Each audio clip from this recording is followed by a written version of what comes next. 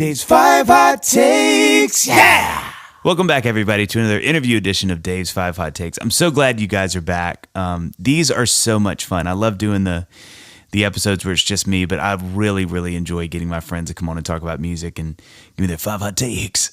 This week was no different. This week is a little bit of a cheat because I felt like I sort of cheated with this episode on this episode because Jon McLaughlin, who I interviewed, is one of my dearest friends. He and his wife live across the street. We see them numerous times every day. I laugh that we've kind of started a cult together. It's how much we spend time together. It's so much, in fact, that he and I have started another podcast called Dadville that's about our kids and being dads, because we just spent so much time sitting around talking about it anyway. So if you get a chance, check that out. But Jon I spend so much time with him, I forget how gifted he is. I mean, he is a tour de force of talent.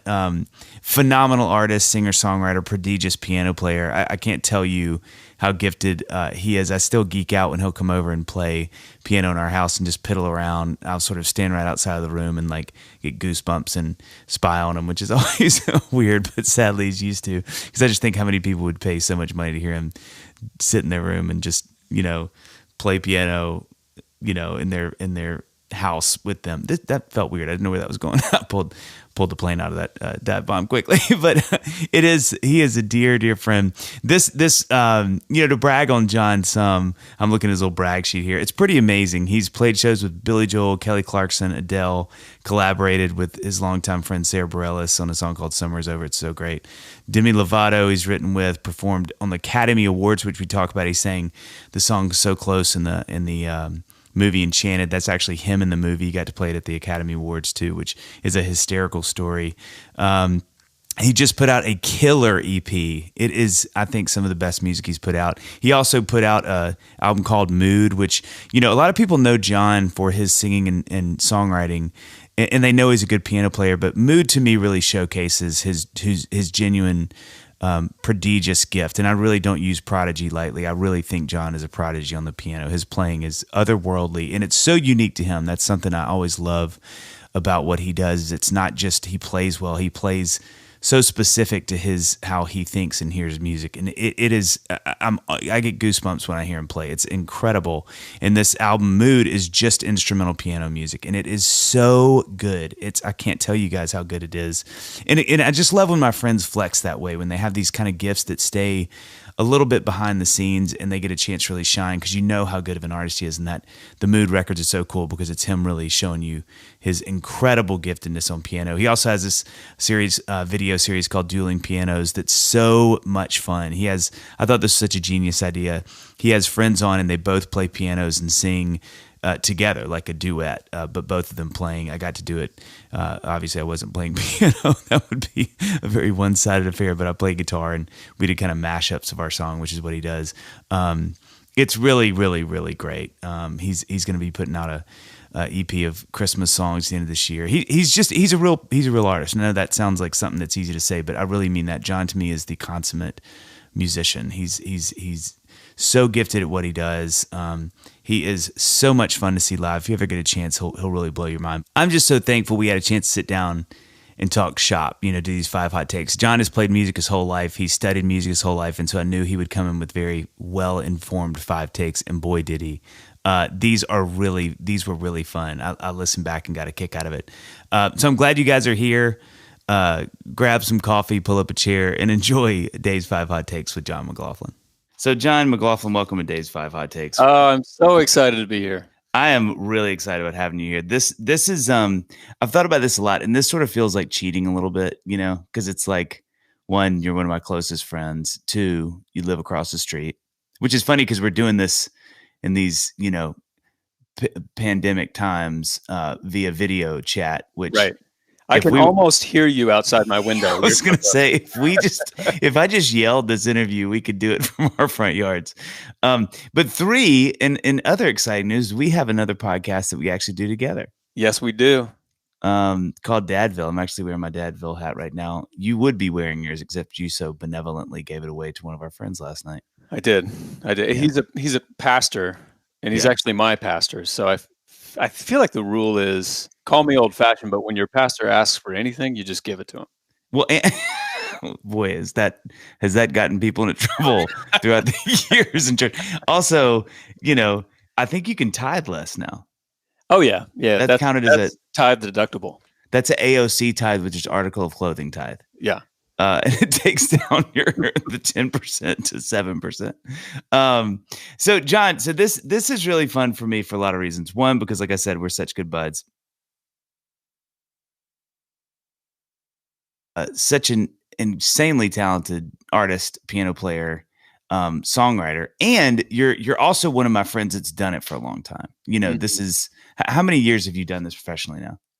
I mean, it's hard to say because, you have those couple years where if I said it in a group of like close friends of mine, like my college roommates, if I was like, I've been doing this since 2001, they'd be like, well, dude, we were around those first couple of years. I don't know if you should count those. It really does. Oh man, that got me right in my tickle box.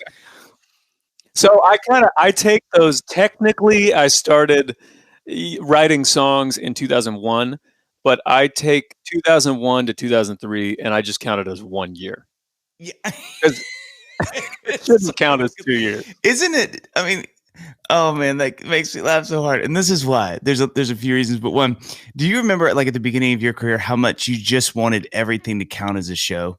Like to be able to put a gig on your website, even if that was for like a free gig for your sister's Sunday school class, you'd put anything you could. I mean, I remember like if someone asked me to come by and play a song for their parents, I would really think about putting that on the site because it just felt so good to have gigs up there. Oh, totally. You know what I mean? Yeah. I mean, if I had like a really good practice session on my own, I'd be like, myspace.com/past shows. And you're like, I killed that set. Yeah. So you've been doing it. So you said you start. So really, what are we at? 17 years, 16, 17 years? Yeah.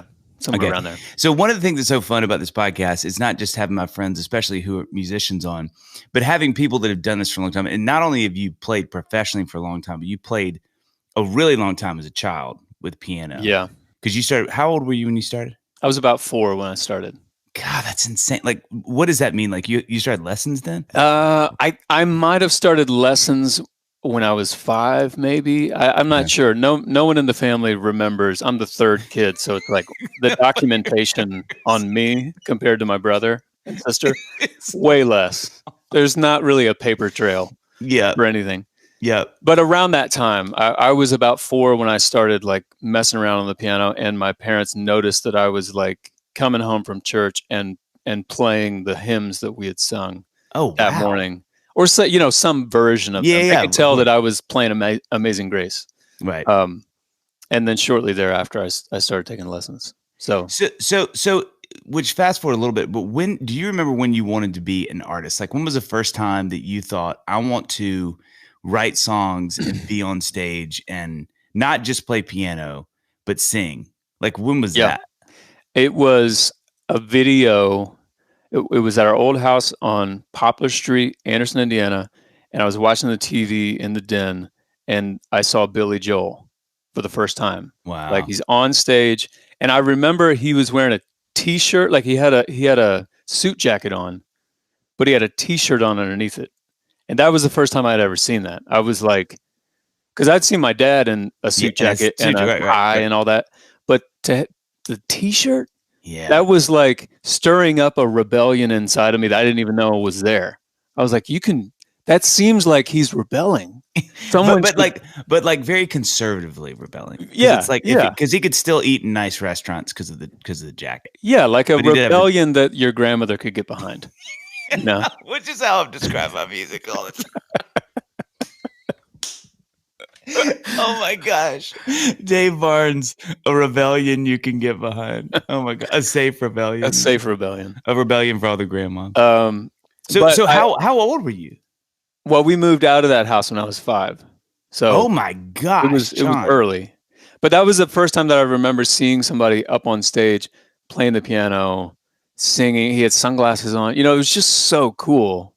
And there's not a ton. You know, like for every piano player, pop guy, girl, there's 10,000 guitar player, pop guy, girls on stage. Yep. You know what I mean? Yep. So we don't Yep. have as Yep. many of those Yep. as a piano player.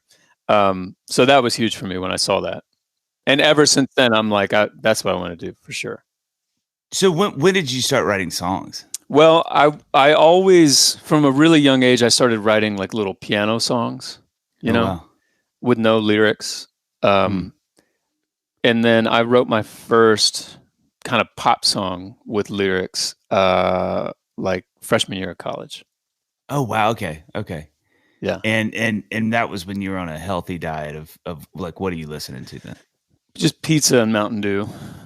No, I mean like musically. Oh, musically. So I can just assume all the songs were like 130 BPM, but then like a really severe drop off toward the end of the song down to like 60. Yeah. They always had like a 9-minute outro at like 40 BPM, and then they would eventually just stop. I like my freshman year, I was listening to this weird combination of a lot of John Mayer. That's when I first discovered John Mayer, Room for Squares, and I would go jogging at night around campus and listen to Room for Squares, Coldplay, Parachutes, and like a lot of classical piano. Oh wow!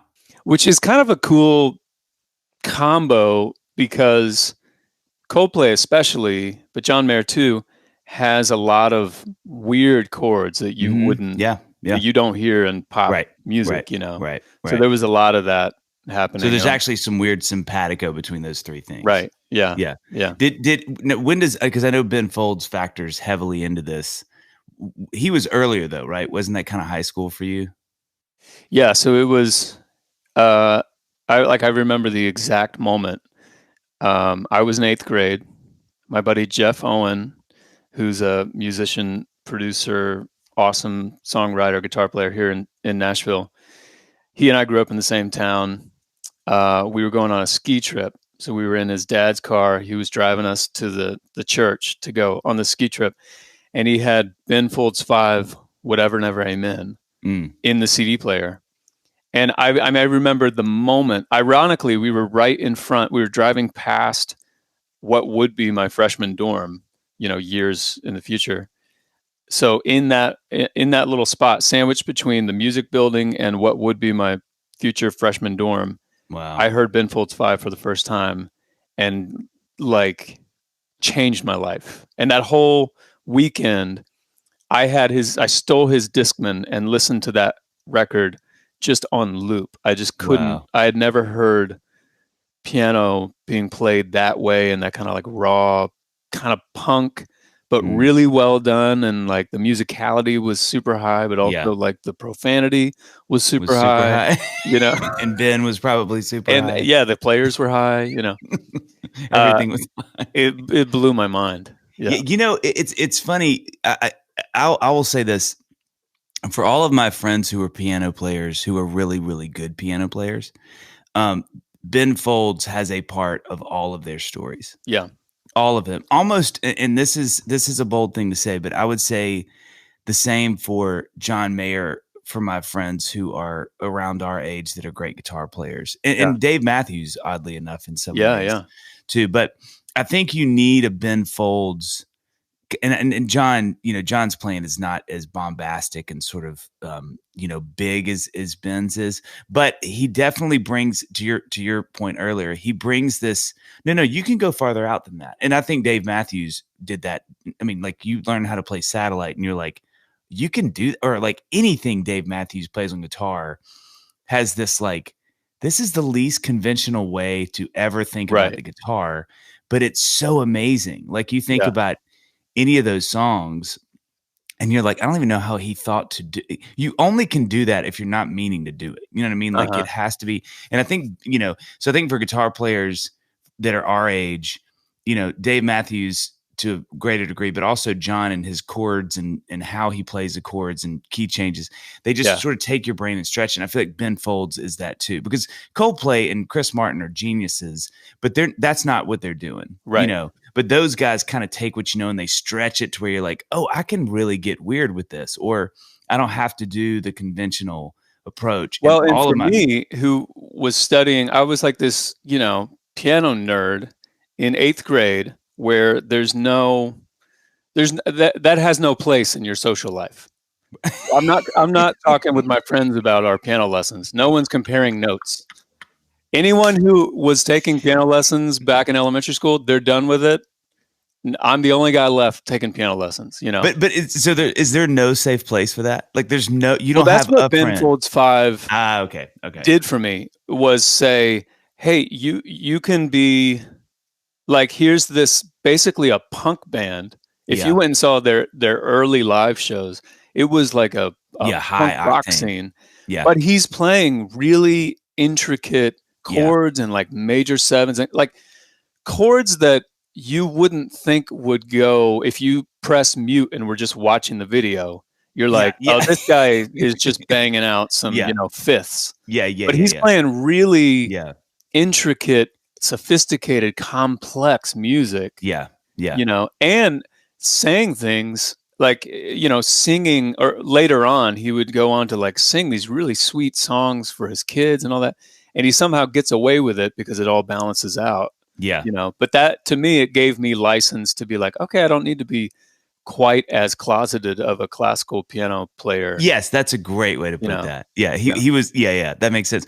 So as you said, sort of fast forward back to where you were talking about your dorm and being in college. One of the fun things about you and I is that we've known each other. What did we figure out? 2000.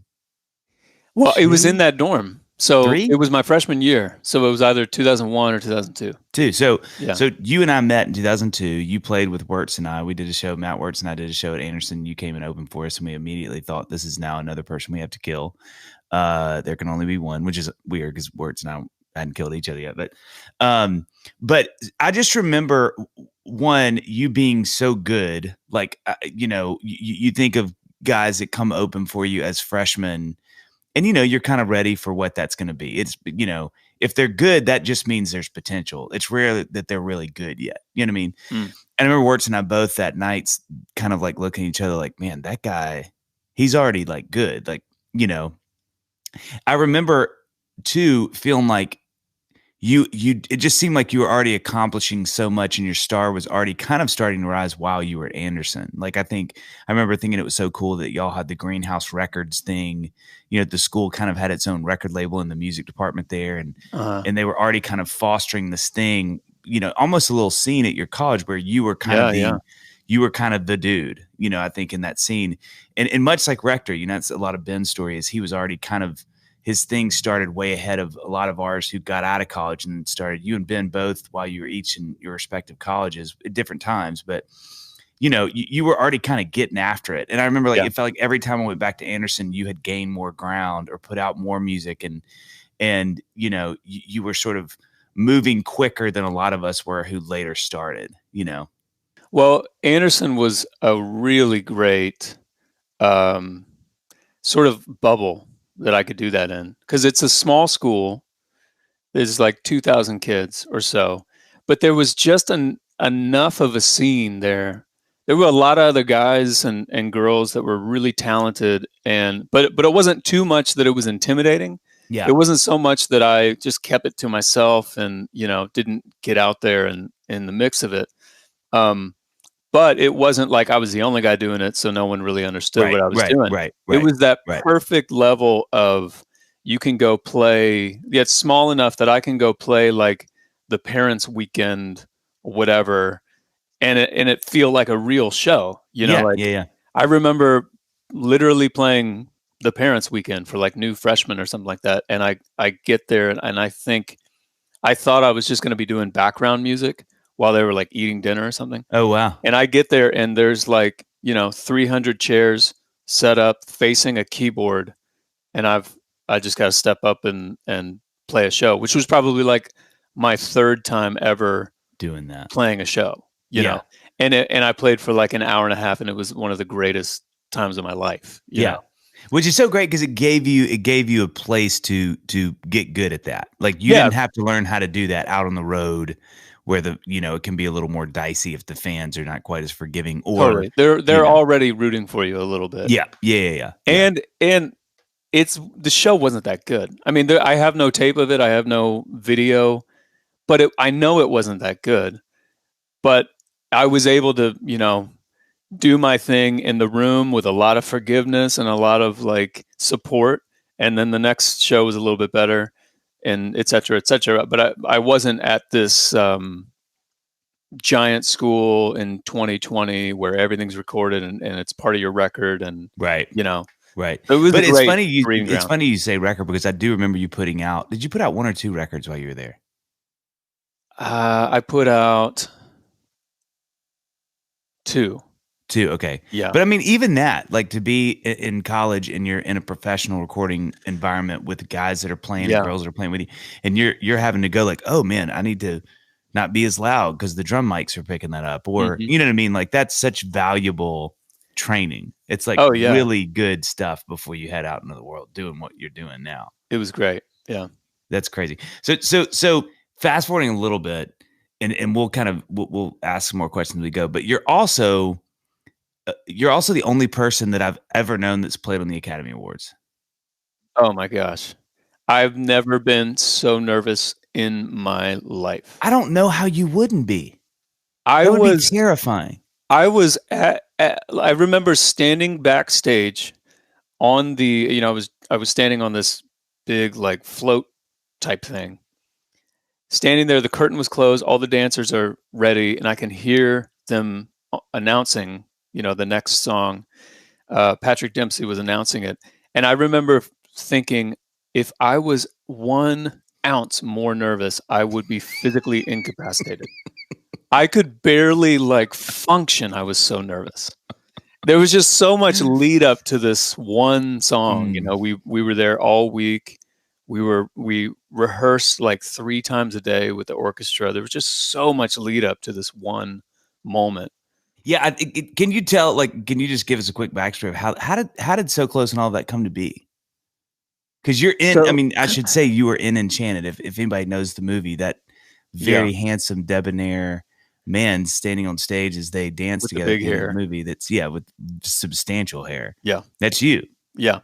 So it was. I was finishing up my Indiana record, and I was on Island Def Jam, and Island, the girl who ran, excuse me, I get choked up. I was going to say it's a very emotional. The girl who ran the film and TV department at Island had a relationship with the girl who was the music supervisor for that movie. Oh, cool. Yeah. And so they had this song that Alan Menken and Stephen Schwartz had written. They were looking for somebody to sing it. And they were chatting one day, and Spring, the girl at Island, was telling Dawn about this new guy that they had just signed. And she was like, oh, well, he sounds like he would be perfect for this song. So I flew to New York, recorded that song, which I was super psyched about because I'm a huge Alan Menken fan. He's a and genius. Stephen Schwartz. And so for those who don't know, Alan Menken is basically the guy behind all of the Disney songs that you know and love. You can pretty much just name a Disney song and probably and he had a part to do it. Yeah. And so I went, sang the song, but at that point, it was just going to be the song. No, he wasn't there at that recording session. Okay. This is like a tryout. It's not a tryout, but we ended up having to re-record it because the producer changed. I can't remember the details, but at the second recording session, he was there, which was cool. Which was nerve-wracking. Did he ever? Wouldn't it have been awesome if the key was in C, but you're not getting there, and he says, "I'm sorry, you're just a little under the C." That'd have been just a great moment for me. But that's huge. I mean, that's got to be, being on a major label has its pros and cons, and anyone that's done it knows it can be dicey, it can be amazing. But those are the moments that you go, this is one of the reasons I want to do this. Is I have, because you have a humongous major label that is excited about you, and they're trying to do everything they can to get you into those kind of positions, which is, that's such an amazing opportunity, Yeah, and it's not, as a musician, it's not something that you sort of have on your radar. That's really well said. That's that has been one of, if not the most, as far as like a one single event that got me, the most exposure. That's definitely got to be the one. Yeah. And you're always thinking of, I want to win a Grammy, play at the Grammys. all this music stuff, and I wasn't necessarily thinking of movies, Academy Awards, all that kind of stuff. So it was really fun, and in a way, it took a lot of the pressure off. It's like, this is just a fun thing that I'm doing that's not part of my, my normal kind of lexicon of stuff. Yeah, right. And they asked if I wanted to be in the movie for a second, which was a blast. And Amy and I went up to New York. They filmed it in Brooklyn, and so I got to, I'm in the movie for like 3.7 seconds, but it's a powerful 3.7 seconds. But I don't know anything about the movie. I don't know if it's going to be good. I don't know if it's going to be the worst movie ever. You know? But that didn't matter to me. It was just like Disney and Alan Menken. I'm in. Yeah, done. But it ended up, being a great movie and nominated. The 3 of the songs were nominated for Academy Awards. Yeah, that's incredible. So, and I remember getting off of, I was on the rock boat. Oh my gosh. And we got off the rock boat after having my, phone off for a week. And I'm starting to get all these emails in like, reverse order. So I'm reading through the emails from like my label and my management. And it's like, we hear that it might be nominated for an Academy Award. We're not sure. Did we find out, like, Brooke, did we find out that from the, and I'm just like going through the emotions of, it looks like it's not going to happen. No, wait, it might happen. I just got an email. It's nominated. Can Jon sing? We don't know. Let's find out. I'm just like, which for me, terror, that's when the terror would start. And excitement. Like, oh yeah. Oh, please don't, but please do. Oh, but please don't, but please totally. Do. And that's the story of my life, is like, I'm always signing up for things and reserving my real emotion. I will be terrified, but I'm going to say yes, and then I'm going to figure out how to dig myself out of this hole. Yeah. And I have a very similar experience. I mean, I'm not trying to brag, but when I was on a soap opera, there was a very similar moment where they asked me to come on and sing. And, I felt all those things. This is a huge moment. So many people are watching this. I had a line. At least all the cast. The cast, my wife. Well, actually, Annie had gone back to get some food, but it was a really powerful moment. Okay, Jon. So let's dive in. We've got these 5 hot takes. I know you've been sort of cooking them up. You've been getting them ready. I want to say I've never done so much homework for an interview. That's. I'm going to take that as a compliment, even though I could take it as something else. But I'm actually going to say I've never done this much homework. Okay. Just period.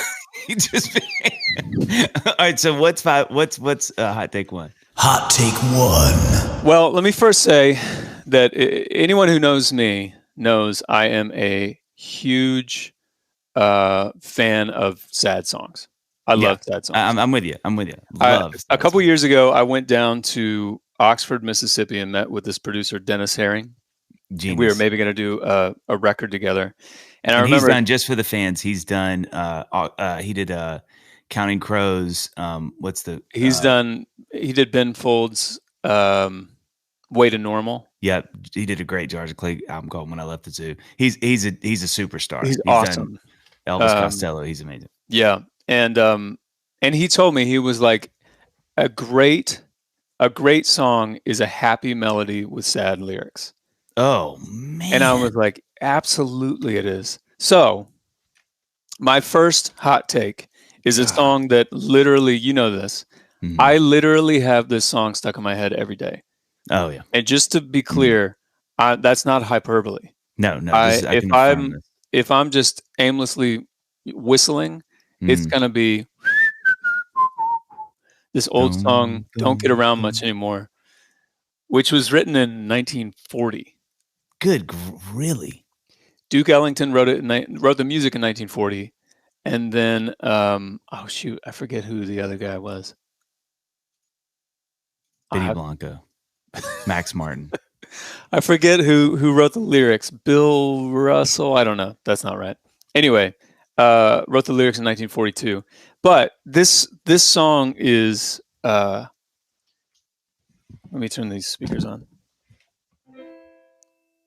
So, my hot take on this song is that it's a happy, classic this is a standard. Yeah. This is a song that has, it's like an old hymn. It's like Amazing Grace. Like, it has taken it has gone through the test of time and passed. You Yeah. know, it's been re-recorded by countless artists over the decades, but it has this like happy little, music to it.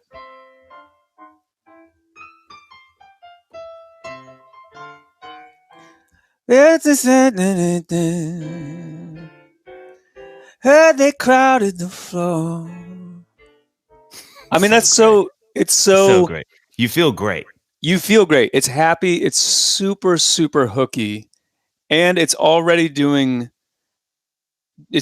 chords that are outside of the normal kind of like 1, 4, 5. Like I'm playing in the key of C right now, right? Which normally you'd have like a pop song would be C, F, G, A minor, and that's it. You write the whole song. Yeah. So, but it's already going like C, D minor, E flat, diminished, raised fifth. I don't even know. And then C over E. And then before you're 2 bars into it, you're in a different key. You're in the key of A. That is one of my favorite things of all time. But the lyrics though are so sad. This is after a breakup. So and the singer is saying like, I don't get out much anymore. Like that phrase can slip by you because it's like, don't get around much anymore. Hey. Yeah. It's kind of. But it's like I'm depressed. I'm super. I'm sad. not leaving my house. I'm literally in my house and eating Cheetos and warm-ups. But the lyrics kill me. Like, I miss the Saturday dance. I heard they crowded the floor. Awfully different without you. Oh, don't get around much anymore. Thought I'd visit the club. Got as far as the door. They'd have asked me about you. It's just on, that line. It's just so good. Isn't it amazing? Another song that's not sad that way, but is very misunderstood is the Bruce Springsteen Born in the USA. It's a different trick, but the trick is similar in that it's this born in the U, and everybody's like raising their fist, and then the whole song is about how the kind of the opposite, how overlooked anti-war and all that. Yeah, and so it is. That's a great point, and it does really prove this weird dilemma how our brain processes information. Because you just can't help but go to the melody first, right? And then like whatever iteration of listening it is later, you go, what? Wait. He didn't get out much. Oh my God, that's so sad. Yeah, but it's like the Colbert Report of songs. It's like, you're like, yeah. Wait a minute, what do you say? Wait a second, hold on. Right? Hang on. He's on our side. Yes, I agree with you. I think it is the trickiest. Like that little move. Which, I do always wonder with songs like that if people are like really purposefully, or if it's something they just wrote and they went, oh, that's kind of interesting. I mean, I think Springsteen's probably well thought of. So I want to ask you this. So as we're talking about you're playing and people can hear as you're playing there, what you have such a distinct way that you play piano. I mean, I do think obviously you think of your growing up playing, but it's just so distinctive, and it's not somebody kind of plodding along playing chords. If you listen to any of your music, one of the most consistent plumb lines through your music is your piano playing, and how it's a big part of what you do. It's not backseat to what you do. I think that's a similarity with guys like, John Mayer, like we were talking about earlier, these artists who are not just known for their singing or their songwriting, but their playing is a huge part of what, people identify with them or know them as. As you do that, like, is that something that you think about a lot, or is that a natural sort of like, that's just the way you approach songwriting and playing? Or are you kind of always thinking like, I need to have a little thing here and a theme here? Well, I would say that I have I've gone through seasons where, for the most part, the short answer is yes, I always think about it. And if someone came up to me and gave me a compliment in the music world, there's kind of like a hierarchy of compliments that I would like to receive. You know what I mean? If someone, this is just me personally, if someone came up to me and said, "You're a great singer," yeah, it's thank you, that's great, but that gets maybe the bronze medal for me.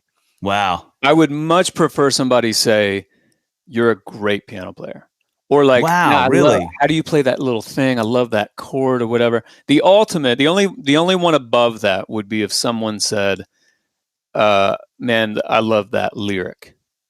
That to me, for whatever reason, but those two are pretty up there, like the piano playing and the lyric. To be clear, like with your lyric, even more than the song, even more than what you're playing in the song. I think so.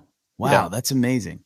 Just for someone to say like, "Man, I've never heard," and no one said this to me, but I'm just saying, I'm not quoting fans verbatim, but for someone to say like, "Oh, I've never heard it said that way," or "I love how," yeah, I get that. I love that lyric or whatever. Totally get that. I don't know why that is. I don't know if it's because that's the closest thing to an original thought, right, or original thing that I can actually create. Because some kind of piano playing, it's all been done. It's the same 88 keys that everyone else has been playing for years, you know. Right. So I'm probably not doing anything new, and I'm definitely not the best piano player in the world, nor am I, trying to be. So I feel like the lyric is the closest thing you get to like creating actually something. Yes, like generating really authentic content that could only really have come from you. Yeah. And where do you, with your playing, because again, it's such an integral part of what you do. Like, and we've kind of talked about that, so maybe you've already spoken to it, but who do you like, what is that? What's the ingredients to make the cocktail of Jon McLaughlin's piano playing? Ooh. That's a good question. No one's ever asked me that before.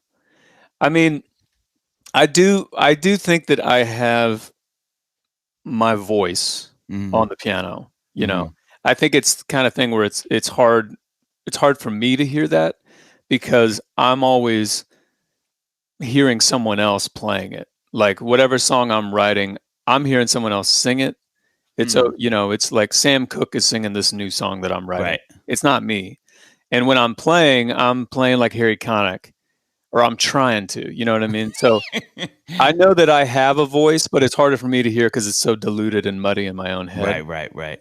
But the ingredients are, I mean, Harry, Elton, Billy, and Ben Folds are the four pillars of whatever I'm playing. I mean, the only other thing that would be in there maybe is like Chopin, because I played so much of that in college. But I'm stealing from one of those guys all the time. Yeah. And it probably the combination of thievery is my own little cocktail. I think that's all of our, that's a really, and I think for the listeners out there that are music fans, you know, that, cause at first you'll think, oh, thievery, but that's all any of us that do this is a combination of our inspirations. Yeah. And I think, you know, if you're like, I like the way that John plays piano or Dave plays guitar or writes songs or anything that we do, our singing, if you just peel back the layers, you open the hood, all the stuff's there.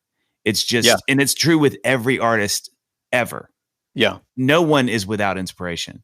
And so I think, you know, it's always fun when you sort of like, to your point about those four pillars, you sort of go, oh yeah, okay, I can sort of hear where that's there. But then what makes you is actually the cocktail of them. Right. And how they reiterate in Jon McLaughlin. Yeah. And then what's cool is then somebody that loves your music, that's a piano player, goes, oh, you know, one of my four pillars, Jon McLaughlin, so, you know, and then it's funny because now those guys have made their way into that person's playing through you. And so they just keep going on, you know, and on forever. Yeah. Okay. So hot take two. Hot take two. Okay. So we're sticking with the dichotomy, the balance, the opposite of happy music and sad lyric. This is maybe gun to my head, and I have to pick the greatest chorus ever written. Ooh. It's King of Wishful Thinking. Go West. I mean, walk me through it.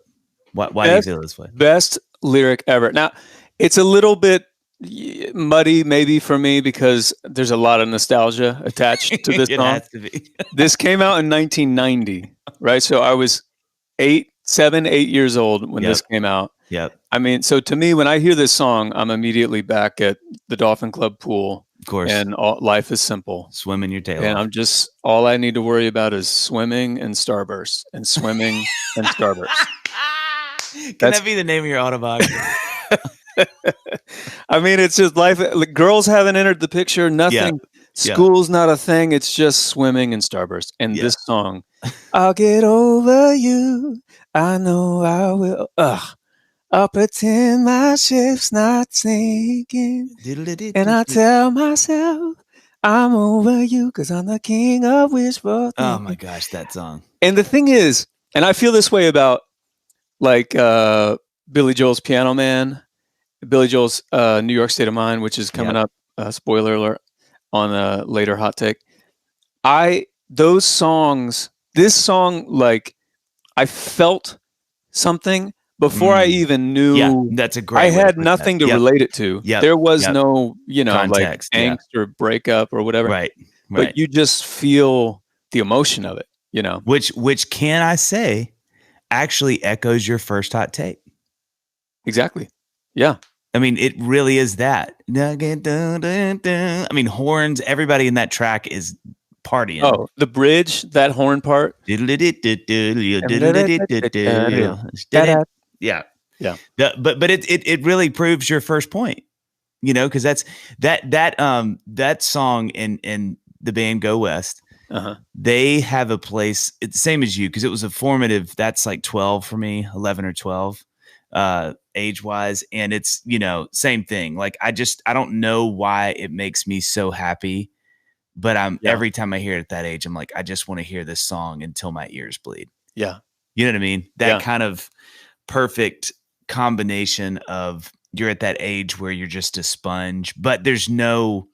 You said that really well. It's not coming in with any other information. It's just pure music hitting you. And you're just like, I just love what this is. Yeah, and it's cool because there's nothing specific to attach it to, or it doesn't bring anything else into the picture other than itself. So you're not judging it. You're just feeling it. You're just feeling it. I feel that way. One of the first sort of moments, one of my first songs like that was actually this is, stay with me, but our house had burnt in Mississippi now, and it had burned to the ground, but we were on a vacation, and this fire happened in the basement that burned for about 6 hours. So it smoked the whole house. So we had to move into a house literally in our backyard, shared a fence with the house we stayed in. So it was this unbelievable blessing where we were literally just over the fence from our other house. But there was a little back house in this backyard of our rental house we stayed in for a few months. And we took me and my friends, this is when I was 13 to 14, we took a little space heater in there and we put up like some chairs and we'd hang out because that was like our little hangout spot. And When I See You Smile by Bad English would come on. It was just, I didn't know what it meant. I just know that every time, sometimes I wonder, I was just like, yes, I do. I feel like this, even though I don't know what's going on, but just the unadulterated emotion it would evoke, even though you had no context for what that emotion was. Yeah. And that's before it was like a heartbreak song because a girl broke up, and there was a real something to attach it to. Yeah. It was just coming in. That is, I love that you said Go West. To me, is I think a lot of people would feel that way about that band. I wonder what they're doing now. I'll find myself kind of like, if you guys listening don't know Go West or don't know this song, go listen to it. Yeah, you need to try to listen to it just once. I dare you. Yeah. So okay, another question as we're kind of moving on. So I feel like you do. We've talked about your playing. You do such a good job combining it. It's sort of section B or B to your A part of the earlier question I asked about your playing. You do such a good job of combining your playing with your singing. Is that, because it'd be one thing if you're leaning really heavy on the playing and it's kind of like the songs are, which I think artists have done to their detriment, is like, the songs don't match their ability to play an instrument. But you're one of those few that sort of amazingly shot your way through the maze of being able to do both really well. Is that hard? Is it hard for you when you're sort of thinking about songs, where a vocal should be that the piano isn't getting in the way of, or how to make sure it has a place without overcoming, or vice versa, Well, I'm a big believer in the song wins.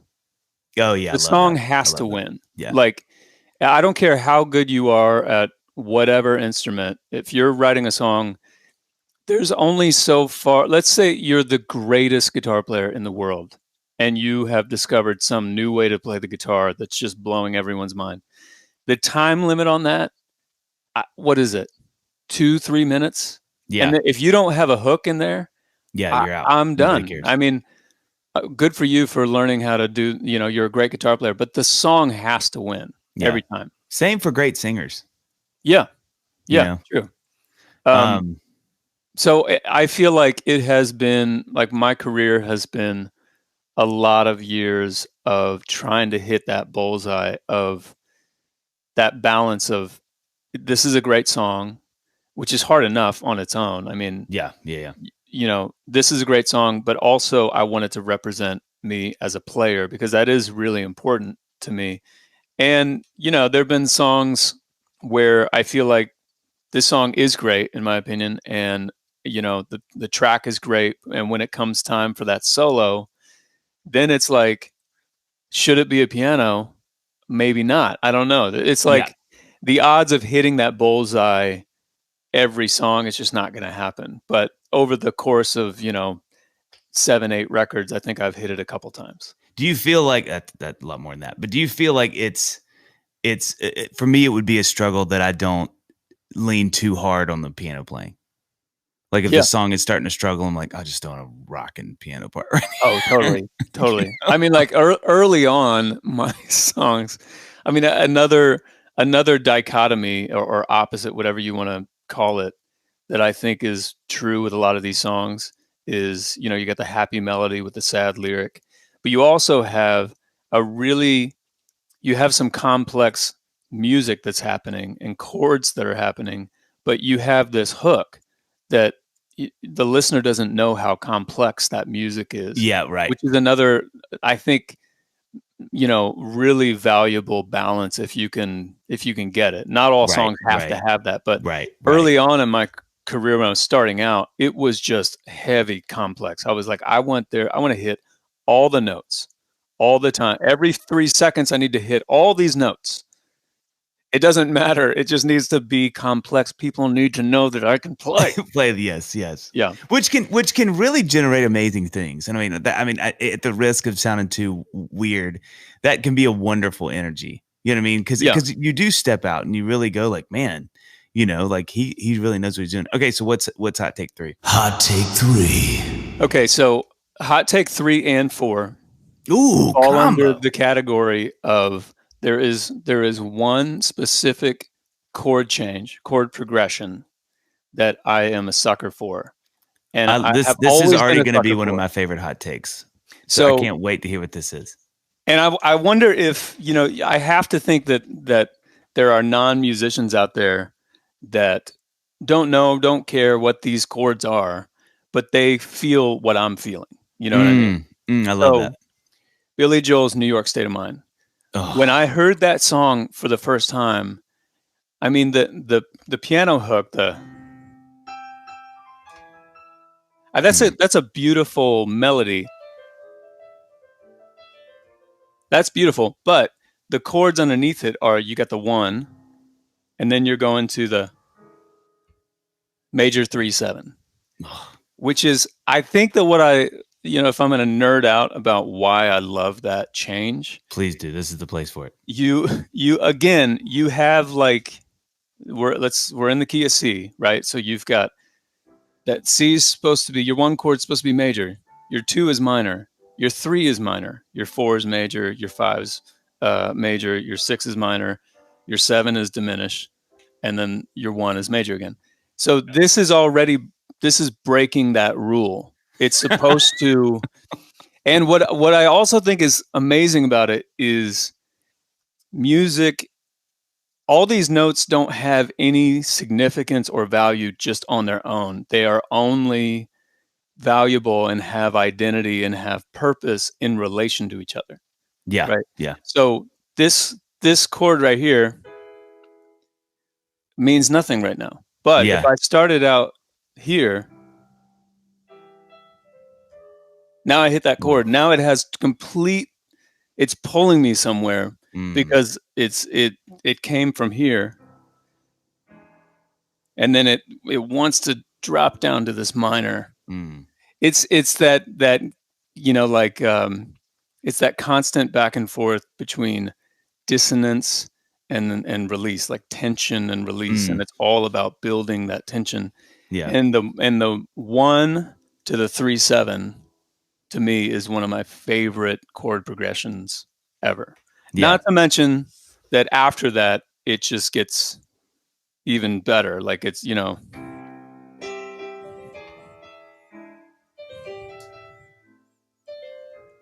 like that chord right there. Oh, give me a break. Minor 4 over flat 7, and then you're in a different key. Yep. And so that even that right there, he's playing the same riff. It's the same hook, but it's not the same because it's coming from someplace. We used to be in C.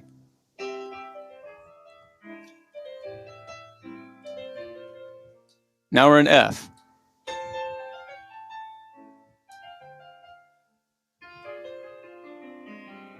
So it's just it's genius. And it's so, you and I laugh about this a lot, but that's a piano song. Yeah. Like one of the things that I think you guys have a cheat code on as piano players is that you're used to seeing everything in front of you. Everything is an option at your fingers. Where the fretboard is it's so much more math. You gotta, to get that note, you gotta hold and bar this to get to and that's one thing I always get so jealous of. And I think too that I think piano players' melodic vocabulary, because of that, is just it's so thick and wide, right? And where it's just guitar players, you're kind of thinking about 6 chords at the most, 4, 5 if we're being honest. Where piano players, like, I can have 100 chords in the song if I want to. Oh yeah, and I think that song especially is such an incredible. It shows that off to an incredible effect. Yeah. That anything you want to do is right there. And you can do that on guitar. It's not you can't, but God, just the way you can do it on piano is so much more. It's just different. It's just a little more user-friendly. Yes, that's exactly right. Yeah. So you said 3 and 4. So what's 4? I'll take 4. Yeah. So 4, same explanation. And when I heard this for the first time, it brought out the same emotion. I just instantly loved this change. The Georgia, the whole day through. Just like, there's just something about that major 3 that just gets me every time. I mean, I could rattle off. I remember listening to Sublime Santeria for the first time. Boy, did I not see that coming. Right? But it's the same change. It isn't. John, do you feel like I talked about this with Kevin Griffin on another one of these interviews for Dave's 5 Hot Takes. I think knowing that Billy Joel was such an insanely huge Ray Charles fan. Yeah. That's where that came from. When he was writing New York State of Mind, which he always said he wrote thinking of Ray Charles, like he wanted to write a Ray Charles song. That the major 3, from which Ray didn't write that song, but obviously he made it hugely famous. Yeah. That's where he goes, and yet it makes you feel the same thing, right? You feel what the nostalgia, whatever that is that you're feeling, it's heartfelt, whatever. Yeah. But you don't think, oh, Georgia, okay, I see what you're doing. Right, exactly. Great piano players and musicians might, they made it. Okay, I see where you're going.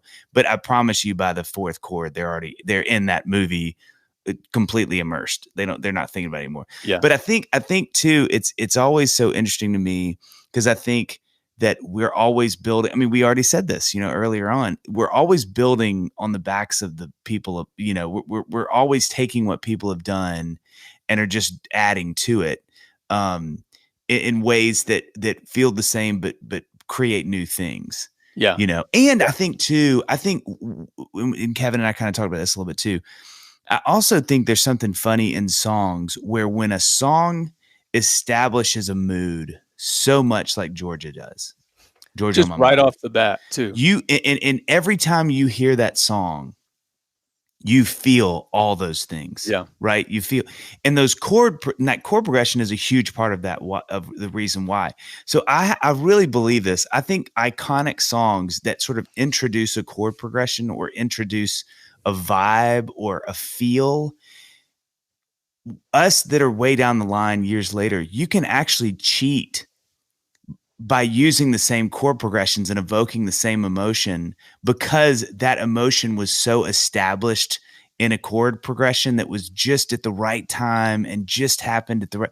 Yeah. And so, when I think about Georgia on My Mind, but even oddly enough, you think of, I'm pulling this out of thin air, but I think about songs like Blackbird and what Paul was doing on the guitar, and how does that affect any other song that has that kind of singular, you're moving up the fretboard.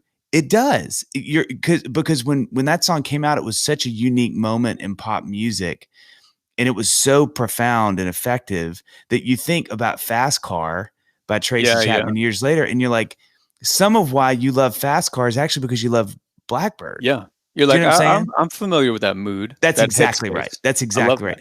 And so I think there's kind of a fun cheat code for us songwriters, without we even know we're doing it, that when you're sort of dipping into some of these chord progressions that are iconic because of a song that sort of introduced them, you almost get to move up about 20 feet. You can skip some steps because people are already like, oh man, I don't know why I feel like this right now, but I feel like this. Yeah. And you haven't even done anything yet. Yeah. You know what I mean? Which I think is really, again, it's a fun, like, not cheat code, but you know what I'm saying? It's like, you don't have to talk so much about that. So John, I want to talk about mood. So you've done all of these records. You've been doing it, like we said, for vaguely 16, you would argue 17, 18 years. And then, this far into a career for someone who's so known for playing piano as incredibly as you do, and you are one of the best piano players, I think, that plays piano alive today. And I mean that.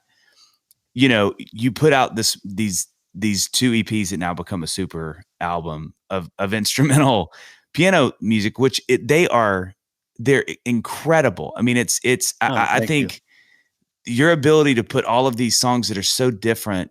There's so many things to respect about it. One, that you would do it. I will always champion people who are like, I'm going to take a little bit of a left hand turn in my artist career because there's something else that I can offer. I love that. Two, that they're instrumental. Three, that they're so different. But I think four, they're so good. It's not every one of them is, and your playing is, and it's, again, this isn't like Billy Joel, where he composed those pieces and he had the guy play them, which is fine. Yeah. But that you're actually playing them too. So it's a myriad of things to respect about that record, but it's such a good record. Tell me, why did you decide to do it, and how do you feel about it now that you've done it? Well, I mean, it's funny because the moment when I sort of decided to do it was like comedically idiotic. Like I was I was on a call with my management, and my manager just said, he was like, this was shortly after we had started working together. So we hadn't known each other for years and years and years. It was like, we knew each other for a couple of months. So he was like, didn't you grow up doing like classical music and stuff like that? Didn't you study classical piano? I was like, oh yeah, that's like my foundation.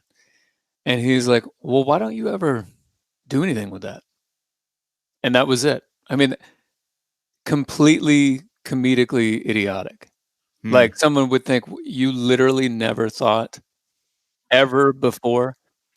And which, I mean, what I would do sometimes is like a couple years ago, I did a tour where I played almost every night. I played this song, Promising Promises. Yeah, I love it. And song. In the middle of Promising Promises, I do this piano solo. But I would go into this Chopin piece in the middle of it, and kind of had this extended. So there were some things that I would do live where I would borrow, or I would play an old classical piece. Yeah. But I had never written anything like that. And when he said I just want to pause for a second. It really is astounding.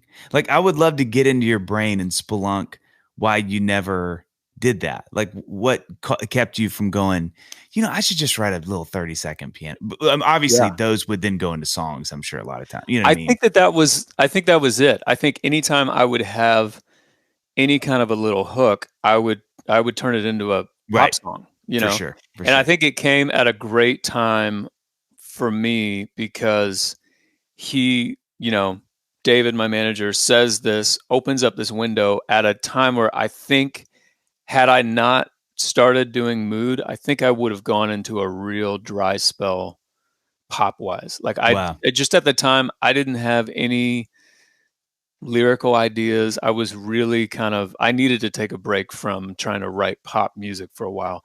And this Mood thing, was in there and just like ready to come out. And it feels like that because living across the street from you, it felt like every other day there for a while, you were like, hey, can I play this little? It was like that stuff had just been sitting and was ready to explode. Yeah. Because you wrote so many so quickly. You know what I mean? Well, and you didn't have a lot of swings and misses. I feel like every idea you played for me, you wrote.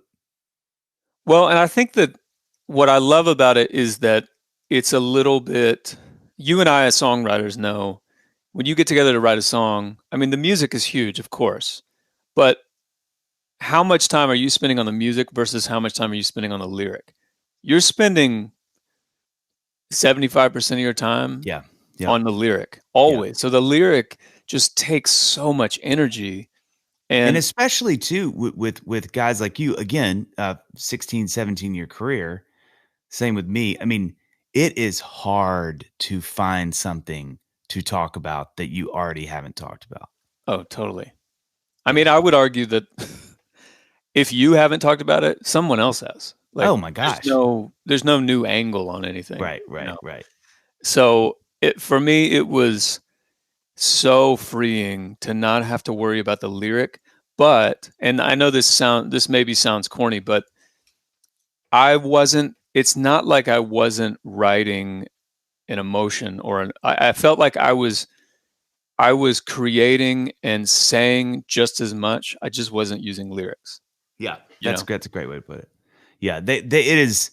I love, and for those who are listening that are musicians and artists, I think Jon, that album is such a great example and should be a great source of encouragement and challenge you for those things that you also can do to lean into them. I think there's never been a better time in sort of the history of music to diversify.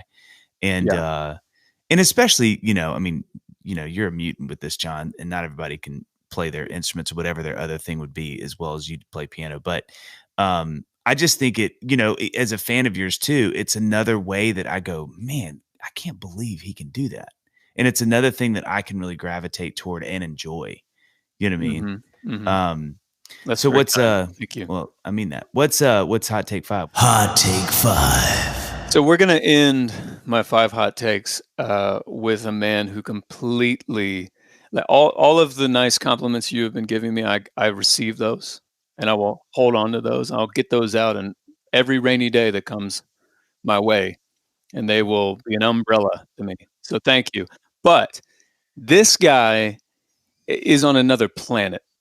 Come By Me, Harry Connick Jr. Oh my I'm gosh. not going to play. I'm not going to touch my piano Yeah. anymore during this interview, because I'm not going to talk about Come By Me by Harry Connick Jr.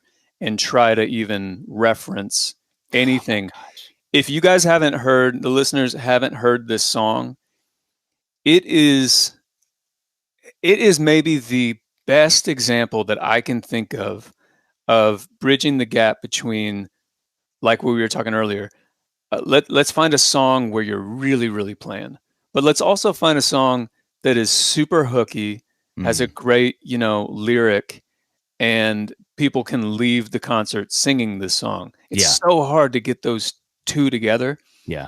This song starts out with him singing, and then he goes into this like 2-minute solo that will 100% blow your mind. And it for the non-musicians, non-piano players out there who are listening, go and listen to this song and think, I don't know, that sounds hard. Is that hard? It is impossible, is what it is. And if John, I want to back up what John said. If Jon McLaughlin is saying this is hard to play, it is hard to play. It is impossible. And not only is it played well, or not only is it just an amazing piece of music that he put together, but the fact that he can also play it flawlessly. Yeah. And I've seen him. You and I have gone and seen him at the Ryman. Yeah. And he plays this song, and he also embellishes it and makes it even. He'll do he's like kind a of 6-minute laughing. intro. He's looking at the crowd. One of the things that this is a weird thing to say, I mean, because I'm a humongous Harry Connick Jr. fan, and he's another one of those, which I love when we have simpatico on the podcast. But like, speaking to your mood record, he's another one when he did Star Turtle and his couple of pop records. That was a huge left turn for him, and those records are incredible. Yeah. Even if you don't like them from a song standpoint, you have to sit and listen and respect what he's doing, because the playing, and I love them. I'm very much, but this is what I was going to say. One of the things that I grieve about him is I think because he is such an incredibly entertaining guy, and he's so handsome, and it's frustrating. It's almost like I think people don't understand how gifted he really is musically. I do wonder that, as with the American Idol stuff and like everything that he's done in the last 10 years and his show and all that, which is all great. I love that he's on those shows, but I do wonder the 17-year-old singing in front of him. I'm like, did they have any idea what he's doing? The genius that he is. And really, and you say that, well, John, I mean, he's I remember like finding out, like with his shows, if you ever go see him live, and his records, like he is writing the string charts, the horn charts. He's producing, he's writing a lot of those songs. I mean, and this is not first, second grade stuff. I mean, the incredible depth of what those charts are and how they're going with the band and coming in and out and super dynamic. It's incredible. And so one of the things I grieve about him, which is a weird thing to say, is that I just don't know that he'll ever get his, just desserts, if you will, because he's just so wonderfully normal too. Like, he's funny. If you see him live, to me, and I'm coming in hot, it's the most entertaining show I think I've ever seen. Yeah. I watched him entertain, and I thought, this is a guy who literally looks like he was born on a stage. He's so comfortable. He's so funny. He gets up, grabs the mic, just kind of walks around, makes jokes, and then sits down and plays like he could be falling asleep. He's so calm. And what he's playing is so insanely hard to do. One of my favorite things, I remember a friend showing me, he was playing in London. We've talked about this, John, but it may have been Come By Me, actually. And he's playing. I remember this. Yeah, he's playing. He tweeted you, right? That's right. Well, me and HCJ. But he's playing Come By Me, which is in 4/4. And the crowd, because their English is clapping on 1 and 3. And traditionally, if you hear a song, you're clapping on 2 and 4. That's where the snare drum goes. And you can see him. He's kind of, so he throws one bar of 5/4 in to flip their clapping onto the 2 and 4. And let me tell you something. I, as a musician, I don't know that I have ever seen something as cool as that. I really don't. Yeah. Because for him to sit there and go, okay, how can I get? Oh, I know that. I'll throw one extra beat, because mathematically that shifts them one beat back to the 2 and 4. To have the wherewithal to think, oh, I can correct this. To have the confidence that you have control of the room while you're performing, you're being filmed, all that kind of stuff, and it's not. It sounds like a simple thing to do, but I don't know if I could pull it off. It's incredible. You know what I mean? It's incredible. The best part of that video too is, this is my favorite thing, is it's got the way that the video shot is, it's shot and you see his rhythm section on the back of the stage, because it's just him playing. It's, that song is just him and a piano, and they all freak out. They all like throw their hands up because you are in the presence of something that is so insanely amazing. Yeah. And I love that they are all like, yeah, this is amazing. Okay, so last question I have for you before we wrap this thing up. Tell me, I love dueling pianos.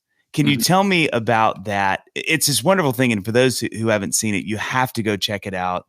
Jon's got a Patreon page that's sort of the gateway drug into this world of amazing videos. But it's this amazing, amazing thing where Jon has friends. I've done it with him, but all these friends come on, and it's he and a lot of times other piano players playing songs together, sort of mashed together into bigger songs. I love this idea. Can you sort of tell me about that? Well, again, this was an idea that my management and I came up with, and at first I was kind of scared to do it because it's one of those things where you got to get kind of a film crew together, and there's a lot of lead up to what could go well or might not go well. Like I remember before we did the very first one, which was with Ben Rector and Gabe Dixon. I was putting together these arrangements thinking, I don't know if this is going to actually sound good to the listener. Yeah. Like this might be way too much piano. We may get the whole film crew, get the lights set up. We got the 2 grand pianos. We got the mix engineers ready to go. Because it's not a small production. I mean, y'all need to understand this isn't like Jon throws up his iPhone and records he and his friends playing songs together. Right. I was like, I don't know how this is going to go. It might not sound good. And so within the first, 2 bars, I was like, oh, this is going to work. This is going to be really fun. That's a great feeling. And it's been really fun to do, but also like what has been most fun about it, which this because when you and I did it, we had a miscommunication where you had texted me. I forget the details, but I thought we were doing different songs. Oh yeah. You texted me something, and I got there, and I was like, this is weird that Dave wanted to do these 2 songs, but we're doing these 2, and you were like, no, that's not what I meant. So if you guys go, the listeners go and watch the 2 songs that Dave and I did, which were so fun to do. So much fun. We threw that together. Right before. Yeah. Literally right before. And those have been the most fun. Like I did one with Will Anderson, lead singer of Parachute. And I had one song that I knew we were going to do, and I thought we're just going to do this one song today because that's the only arrangement that I could come up with. And then when we got to the studio, we did that one song, and then afterward he started playing one of my songs a little bit, and I was like, hang on, just keep playing that real quick. And then I started playing one of his songs that I had listened to on the way to the studio, and they just went together. They worked. So it's sort of dueling pianos has forced me into a headspace that I'm not normally in, where it's like you can't really plan. You're just going to step into this river and just ride it, and we'll see where it goes. Yeah. And it's been super fun and great every time. One of my favorite things because I've talked to Ben Rector and I talked to Will right before they did those, and both of them were terrified. I just remember them being like, this is literally like, it's like, Da Vinci invites a friend of his over that draws, and they're going to just draw in front of crowds of people at the same time, because Ben he's a great musician, but I mean, he hasn't played for his whole life. Your gift set is very different than his. Same with Will. I mean, Will would tell you like he tinkers a lot more than he's like he calls himself being played. But I just remember randomly running each of them separately before they did theirs, and they were both like, I really don't know why I said I would do this. This is the dumbest decision. I will say I have got that from some other friends of mine it's been an ongoing project to try to convince them to do it. Yeah. And they're like, dude, I just don't know. And I'm like, look, I feel the same way, but I have to do it. I'm just as scared as you are. I have to do every single one. How do you think I feel? Oh my gosh. But it's Johnny, thank you so much for doing this. Thank you so much for having me on. Great takes, by the way. Those were you did. I want to say I'm giving you an A. I'm giving you an A to A+ on the homework. You knocked it out. I always appreciate musical references. So I'm glad that, because I think it's easy to talk about things, but when people kind of play with your, it gives people like, oh yeah, I know what that means. Yeah. So thanks for all this was great. It was really fun. Hard work. Okay, cool. Well, hopefully we'll see you next time. Dave's 5 hot takes. 5 hot takes, yeah. Dave's 5 hot takes, yeah.